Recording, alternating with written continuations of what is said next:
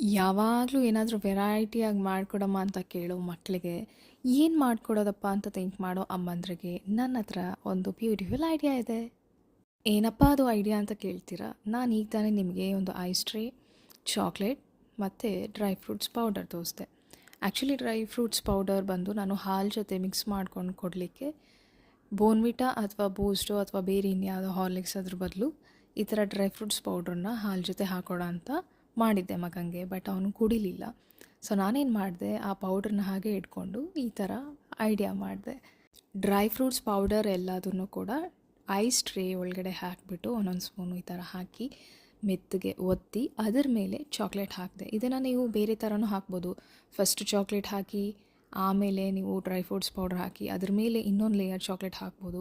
So ನಿಮಗೆ ಯಾವ ಥರ ಇಷ್ಟ ಬರುತ್ತೋ ಆ ಥರ ಮಾಡ್ಬೋದು. ಬಟ್ ಇದೇನೆಂದರೆ ಫ್ರಿಜ್ಜಲ್ಲಿ ಸೆಟ್ ಆಗೋ ಥರ ಇಡಬೇಕು. ಫ್ರೀಝರಲ್ಲಿ ಇಡಬಾರ್ದು, ಫ್ರಿಜ್ಜಲ್ಲಿ ಮಾತ್ರ ಇಡಬೇಕು. ಫ್ರೀಝರಲ್ಲಿಟ್ಟರೆ ಮತ್ತೆ ಆ ನೀರು ಬಿದ್ದು ಚೆನ್ನಾಗಿರೋದಿಲ್ಲ.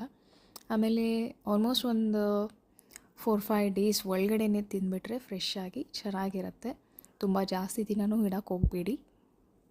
ನಾನಿಲ್ಲಿ ಡಾರ್ಕ್ ಚಾಕ್ಲೇಟ್ ಬಳಸಿದ್ದೀನಿ. ಚಾಕ್ಲೇಟ್ ಇಷ್ಟಪಡೋ ಮಕ್ಕಳಿಗೆ ಚಾಕ್ಲೇಟ್ ವಿತ್ ಡ್ರೈ ಫ್ರೂಟ್ಸ್ ಎರಡು ಕೂಡ ಹೊಟ್ಟೆಗೆ ಹೋಗುತ್ತೆ. ಫಸ್ಟ್ ಟೈಮ್ ಟ್ರೈ ಮಾಡಿದ್ದು ತುಂಬ ಚೆನ್ನಾಗಿ ಬಂದಿದೆ. ನೀವು ಕೂಡ ಟ್ರೈ ಮಾಡಿ.